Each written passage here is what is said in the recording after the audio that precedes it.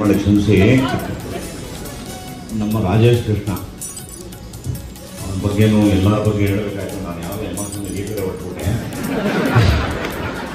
ರಾಜೇಶ್ ಕೃಷ್ಣ ನನ್ನ ಫೇವ್ರೇಟಲ್ಲಿ ಎಷ್ಟು ಬಿಟ್ಟರೆ ಅವನೇ ನನಗೆ ತುಂಬ ಇಷ್ಟ. ಯಾಕೆ ಅಂದರೆ ನನಗೂ ಒಂದು ಭಾಳ ಒಂಥರ ತುಂಬ ವರ್ಷಗಳು ನಮ್ಮ ಅಮ್ಮನಿಗೆ ಇವನ್ನ ಕರ್ಕೊಂಡೋಗಿ ಎದುರುಗಡೆ ಕೂರಿಸ್ಬಿಟ್ಟು ನಮ್ಮಮ್ಮ ಬರ್ತಿದ್ದು. ಅಮ್ಮ ಇವಾಗ ಹೆಂಗಾಗುತ್ತೆ ಇವರು ಅಂತ ಕೇಳಿದ್ದೆ. ಅವಾಗ ನಮ್ಮ ದೇವರಿಗೆ ಒಂದು ಕಾಗದ ಬರೆದು ಅಂತ ನಮ್ಮ ಅಮ್ಮ ಮುಂದೆ ಆಡಳಿತ ನನಗೆ ಅವಾಗ ಪ್ರಶ್ನೆ ಮಾಡಿಕೊಟ್ಟಿದ್ದಾರೆ. ಡೈರೆಕ್ಟ್ ಹೇಳಿದ್ರು, ಫಸ್ಟು ನೀನು ನಾಡು ಹಾಕಿದ್ದೀನಿ ಅಂತ ಗೊತ್ತಲ್ಲ. ನಾವೆಲ್ಲ ಅದಂತ ಇಂಪ್ರೂವ್ಮೆಂಟ್ ಇದ್ದೇನೆ MLA ಆದಮೇಲೆ ಮಿನಿಸ್ಟ್ರು ಅದೇನೋ ಬರುತ್ತಲ್ಲ ಅಂತ. ಒಳ್ಳೆ ಆಡು ಅಂತ ನಾನು ಭಾಳ ಖುಷಿಯಾಗಿದೆ. ಅವನ ಅಂಶಕ್ಕೆ ನಾನು ಕೇಳಿದೆ, ಏನು ಮಾಡಿದ್ದೆ ಅಂದರೆ ಸಖತ ಮಾಡಿದೆ ಬಾಸ್, ನನಗೆ ಎಷ್ಟೇ ಬಾಕ್ಸ್ಗಳು ನನ್ನ ಕೈಲಿ ಆಡಿಸ್ಬೇಕು, ಮೇಲಿಂದ ಕೆಳಗಡೆ ಹೋಗೋಣ ಅಂತ ಹೇಳಿದೆ. ಅದೇ ಥರ ಇರೋ ನಮ್ಮನ್ನ ಕರ್ಕೊಂಡ್ಬಂದಿದ್ದೀನಿ. ಅಣ್ಣ ದೊಡ್ಡ ನನಗೆ ಆಗಬೇಕು ಅಂತ. ಅವಾಗ ಅವನು ಬಂದು ಆಡ ನನಗೆ.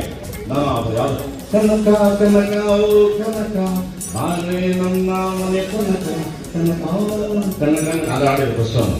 ಅದಾದಮೇಲೆ ಇತಿಹಾಸದಲ್ಲಿ ನಾನು ಮೊನ್ನೆನೂ ಕೂಡ ಬೇಜಾರಾದಾಗೆ ಟಿವಿ ನೋಡ್ತಾ ಇದ್ದೀನಿ. ಅವಾಗ ಬೇರೆಲ್ಲ ಸಾಂಗ್ಸ್ಗಳನ್ನ ನೋಡ್ತಾ ಇದ್ದೆ. ಎಷ್ಟು ಚೆನ್ನಾಗಿತ್ತು ಅವರೆಲ್ಲ ದಿನಗಳು, ಎಷ್ಟು ಅದ್ಭುತ ಆಯಿತು. ಏರ್ಸ್ಗಳೆಲ್ಲ ತುಂಬ ಚೆನ್ನಾಗಿತ್ತು. ನನ್ನಂತೂ ದೇವದಿಂದ ಹಂಗೆ ಇದೆ. ಮಕ್ಕಳ ಕಡೆ ಹೇಳಿದೆ, ನನ್ನ ನೆಕ್ಸ್ಟ್ ತಿರ್ಗ ವಾಪಸ್ ದೇವಗಲ್ಲ ಹತ್ರ ಎಷ್ಟು ಉದ್ದುದ್ದ ಎಲ್ಲ ಬರ್ತೀನಪ್ಪ, ಫಸ್ಟು ಬಿಡಿ ಗಾಡಿಗೆ ಶಾರ್ಟ್ ಕಟ್ಟಿಂಗ್ ಎಲ್ಲ ಮಾಡ್ಕೊತೀರ ಅನ್ನ ನಿಮ್ಮ ನೆನಪು ಸದಾಕಾಗ.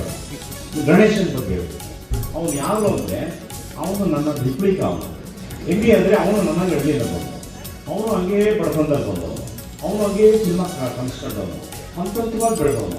ಅವ ನನ್ನಂತೆ ಅವನು ತಂದೆ ತಾಯಿ ವಿಶೇಷವಾಗಿ ಪ್ರೀತಿಸಿ ಪೂಜೆ ಮಾಡಿ ಅವ್ರನ್ನ ಚೆನ್ನಾಗಿ ನೋಡ್ಕೊಂಡಂಥವ್ನು. ಅವನು ಎಂಥ ಗ್ರೋತ್ ಒಂದು ಅಂದರೆ ತುಂಬ ಖುಷಿ ಆಗುತ್ತೆ. ಅಡಕ್ಮಾರ್ನಹಳ್ಳಿಯಲ್ಲಿ ಅವನು ಯಾವುದೋ ಗ್ಯಾರೇಜೋ ಯಾವುದೋ ಕೋಳಿ ಫಾರಮಲ್ಲೋ ಏನೋ ವಾಚ್ಮೆನ್ ಕೆಲಸ ಮಾಡೋದೇ ಇಲ್ಲ. ಅಲ್ಲಿಂದ ಅವ್ನು ಟ್ಯಾಲೆಂಟ್ ಇಟ್ಕೊಂಡು ಬಂದು ಇವತ್ತು ಇಡೀ ಕರ್ನಾಟಕನ ಫುಲ್ಲು ಎಲ್ಲ ಹೆಣ್ಮಕ್ಳನ್ನು ಫುಲ್ಲು ಓಡಾಡ್ತಿದ್ದಾನೆ.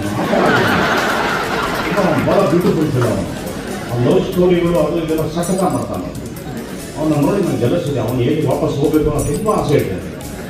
ಆ ಥರ ಇನ್ನು ದೇವರಾಜ್ ಅವ್ರ ಮಗನ ಬಗ್ಗೆ ನಾನೇನು ಹೇಳಿ, ಅವ್ರ ಅಪ್ಪ ನಾನು ಎಲ್ಮಗಳು ದೇವರಾಜ್ ಅವ್ರ ಮನೆ ಒಳಗಡೆ ಕುತ್ಕೊಬಿಟ್ಟ ಸಾಕು. ಅವಯ್ಯ ಮಕ್ಕಳಿಗೆ ಒಂದಿಲ್ಲ ಬಾಯಿ ಬಂದಂಗೆ ಬೈಯೋನು. ಇವರಪ್ಪನ ಬೈತಾ ಇರಲಿಲ್ಲ, ಯಾಕಂದರೆ ಇವರಪ್ಪ ಭಾರಿ ಎಷ್ಟೊಂದು ಕೆಲಸ ಮಾಡ್ತಿದ್ದ.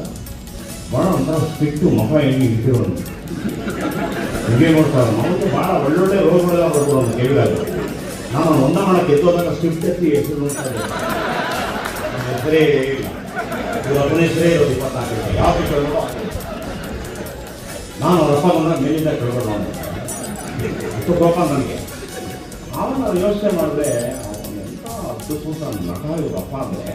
ಅವ್ನು ಗೆಟ್ಟ ಚೇಂಜ್ ಮಾಡಿದ್ರೆ ಇನ್ಸ್ಪೆಕ್ಟ್ರು ಅಂತ ಅದ್ಭುತ. ಆದರೆ ಎಲ್ಲ ಸರಿ ಅವ್ನ ಕ್ಯಾರೆಕ್ಟರ್ ಫಂಕ್ಷನ್ ಬರೋದು ಎಲ್ಲೇ ಕೇಳ ಬರ್ತೀನಿ ಭಾಳ ಸಂತೋಷ. ಅಮ್ಮ ತಕ್ಕಂಥ ಎಸ್ಕೇಪ್ ಏನೋ ಒಂದು ಹೇಳ್ಬಿಡ್ತಾನೆ ಫೋನಲ್ಲಿ. ಹಾಗಾಗ್ತದೆ ಒಳ್ಳೇದಾಗುತ್ತೆ ಇಲ್ಲ, ಆದರೆ ನನ್ನ ಮಗ ಹಂಗೆ ಆಗ್ಬಿಡಕ್ಕ. ಸೊ ಇವನು ನೋಡಿ, ನೀವೆಲ್ಲ ನಾನು ಕಂಪ್ಲೇಂಟ್ ಮಾಡ್ತೀನಿ. ಮದುವೆ ಆಗಿದ್ದಾನೆ, ಇನ್ನು ಫಾದರ್ ಆಗಿಲ್ಲ. ಹಾಗಾಗಿ ನೀವೆಲ್ಲ ಸೇರಿ ಅವನಿಗೆ ಸರಿಯಾಗಿ ಬುದ್ಧಿ ಹೇಳಿ ಫಾದರ್ ಆಗಿ ನೆಕ್ಸ್ಟ್ ಇಯರ್ ಅವನ ಕೈಯಲ್ಲಿ ಪ್ರೋಗ್ರಾಮ್ ಮಾಡ್ತೀನಿ. ನಾಗೇಂದ್ರ ಪ್ರಸಾದ ಎಂಥ ಬರವಣಿಗೆ ಅಂತಂದ್ರೆ ನಾವೆಲ್ಲ ಕನ್ನದಾಸ, ಇನ್ನೊಬ್ಬ ಮತ್ತೊಬ್ಬ ಉದಯಶಂಕರ್ ಅವರು ಏನೋ ಕೇಳ್ತಾ ಇದ್ರು. ನಮ್ಮ ಕಣ್ಣು ಮುಂದೆ ಅಂಥ ನೂರಾರು ಹಾಡುಗಳನ್ನ ಬರೆಯುವಂಥ ಒಬ್ಬ ನಿಜವಾಗಿ ನಮಗೆ ಹ್ಯಾಪಿ ಇಂಥವರೆಲ್ಲ ನಮ್ಮ ಜೊತೆ ಇರೋ ಇದೊಂದು ಮಾಡ್ತಿದ್ದೇವೆ. ನಿಮ್ಮೆಲ್ಲರಿಗೂ ಶುಭವಾಗಿ ಮಾತಾಡ್ತೀವಿ. Thank you sir.